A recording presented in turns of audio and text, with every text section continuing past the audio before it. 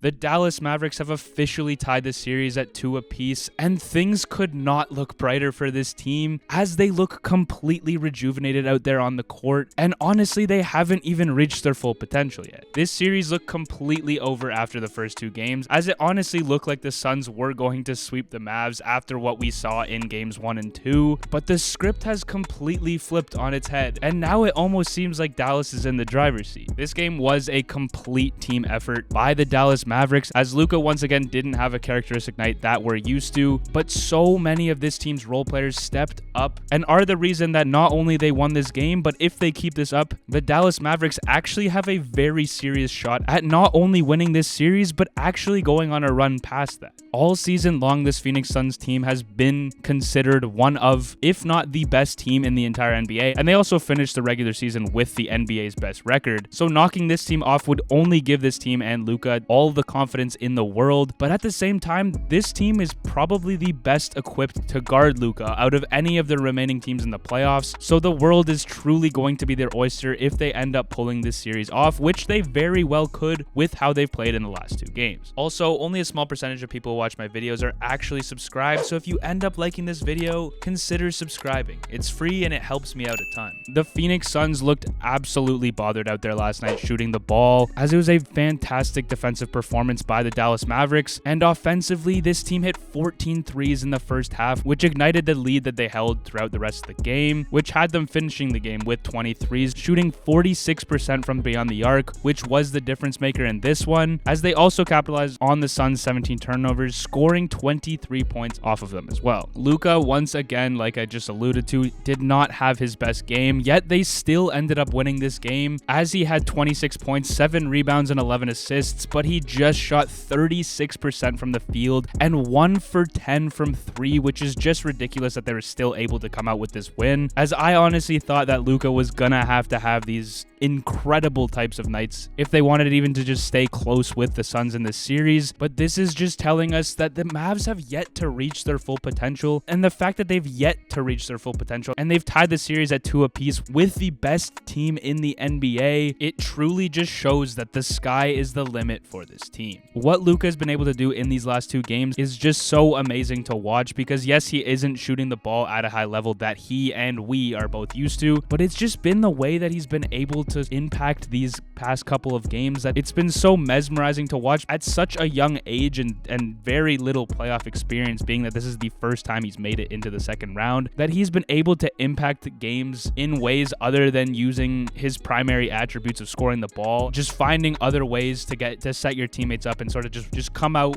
with the win no matter what happens, and sort of just figuring out what's going to work best in every given situation and every given game to come out on top has just been, it's something that only a handful of players in NBA history have been able to do, and it sort of reminds me of what a LeBron used to look like very early on in his career and how he impacted that Cavs team he was on before he left for the Miami Heat. And we know that Luka will not shoot 1 for 10 from 3 ever again in this series, as he's just that type of player. So what this team is capable of in this series, being that the supporting cast on this team is starting to heat up, is actually just looking so special for this team, and I'm intrigued to see how far this can go, as I honestly think they have a great chance to win this series, as it's now just a best of 3, and whoever steps up is going to come out on top. And speaking of that supporting cast, they have been playing amazing around Luka, and when they play well, this team is different, and they are going to be so hard to stop and can fully go on a championship run, being the fact that if they do knock off this Phoenix Suns team, who I personally think is the best team in the NBA, who also just matches up the best against Luka Doncic defensively, so I think the path after this would be a lot easier to get through for this team. I'm not saying they're going to do it for sure, because keeping up with the Warriors, if that ends up being the case, is going to be difficult, as they are an offensive super team. But in terms of being best equipped to guarding this Dallas Mavericks team, I think the Phoenix Suns were almost perfectly equipped to do so. So if they end up coming away with this series and shocking the world, anything is possible for this Dallas Mavericks team, and I could very well see them potentially going on a championship run if they end up coming away with this series. Starting with the supporting cast around Luka, Jalen Brunson is finally sort of figuring it out on how to attack the Suns defense. It hasn't been up to the levels that we saw in the first round, but compared to games 1 and 2, these last 2 games have been much better, and it has definitely showed in the outcomes of the games, as it's clear that Luka is going to need some help if they want to come away with this series. But he had 28 points in game 3 and 18 in game 4, and even though he didn't shoot up to the levels that we've seen him perform at, this is still much needed performances if the Dallas Mavericks want to have some sustained success. And again, if they want to come away with this series, as the number 2 guy on this team in Jalen Brunson is going to need to even pick up his game to another level, because I know the Phoenix Suns will try to bounce back heavily in game 5, but these are great signs to see out of Brunson. Dorian Finney-Smith was absolutely balling last night, as he had 24 and 8, and he shot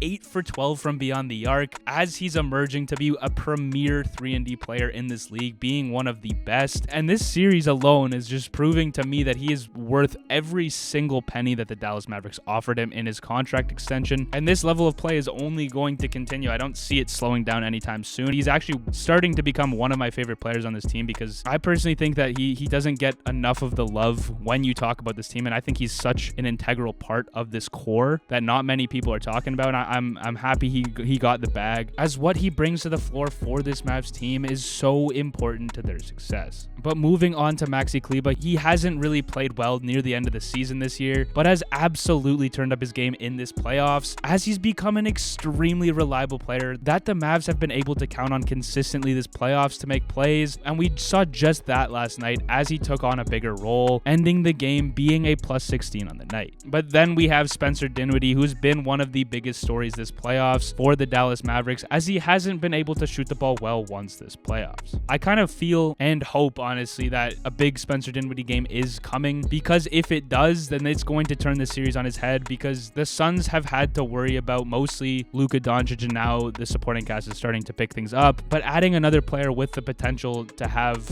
a star-like performance, especially with so little games left in the series, would just make things incredibly difficult for the Suns to sort of work with, as they already have a lot on their hands to deal with Luka Doncic, and now more so Finney-Smith and Jalen Brunson. But it's honestly crazy that they are in the second round of this year's playoffs, tied 2-2 with one of, if not the best team in the NBA in the Phoenix Suns, while their quote-unquote third best player has yet to have a good game this playoffs. And it kind of just goes to show you that if he ends up picking his game to that level that we've seen him perform at near the end of the year, that this is not even close to the potential that this Dallas team can play at. And maybe Jason Kidd could decide to sort of shake up the lineup just a little bit, maybe to try and wake him up, put him in the starting lineup over Jalen Brunson. Not because Brunson is playing poorly, but just to sort of try to ignite a third star on this team to just give them that much more of a chance to come away with this series. The last 2 guys that performed well were Bertans, who went 4 for 6 from beyond the arc in this game, and Frank Ntilikina, who was given all of Josh Green's minutes yesterday, and he's proven he doesn't really produce much offensively, but his defensive presence just gives Jason Kidd and the Mavs yet another piece to sort of disrupt what Phoenix is trying to do offensively. And speaking of Jason Kidd, I have absolutely loved his performance this year in this year's playoffs, being that in last night's game, he and the Mavs did a fantastic job at attacking CP3 while he was in foul trouble to try to get him out of the game, which just increased their chances of winning. And his choice to reduce Dwight Powell's minutes, as he only played around 10 in the last 2 games, as every time he's been on the court in this series, he's just been a massive negative in terms of plus minus. So I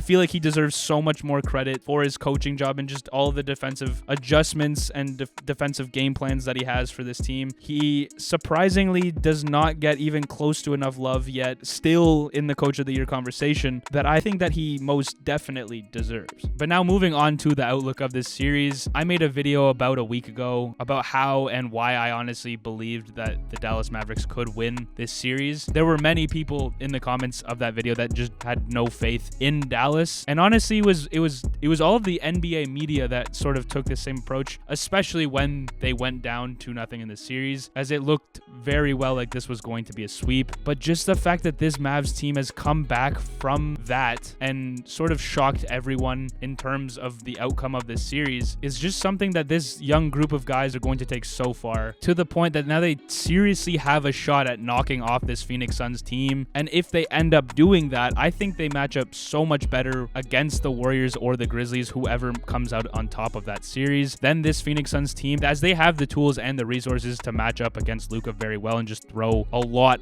of bodies at him who are great defenders. And I think one of the biggest keys to why I believe the Mavs can have so much success if they end up coming away with the series is obviously because they've knocked off, in my opinion, the best team in the NBA right now in the Suns. But Luka would be one of the best players left in the playoffs outside of Giannis. And when you have that type of talent, anything is possible in a playoff series. And we're seeing just that in this one at hand. But they would gain all of the momentum in the world, especially after knocking off this good of a team. And if they end up winning the championship this year, Luka's case in the GOAT conversation would begin a lot quicker than expected, solely because he's still so young. And honestly, no one really believed that this team was capable of winning a championship compared to the other teams that they're up against, as the NBA is as competitive as ever. And if they would end up winning it all, he would have to have some historic performances on the NBA's brightest stage. But the best of 3 series starts on Tuesday between the Dallas Mavericks and the Phoenix Suns. Let's see how the Suns bounce back in Game 5. There are a lot of positives to take away from these last 2 wins for the Dallas Mavericks, as Luka could play so much better in these next couple of games. And same with honestly a couple of guys on this team. And it's not far-fetched to say that they are capable of these types of performances because we've seen them all year. But I'm excited to see what can happen. And winning this next game, coming home to Dallas again in Game 6, would be remarkable and would truly start to begin the hype of this Dallas team that is capable of doing something special.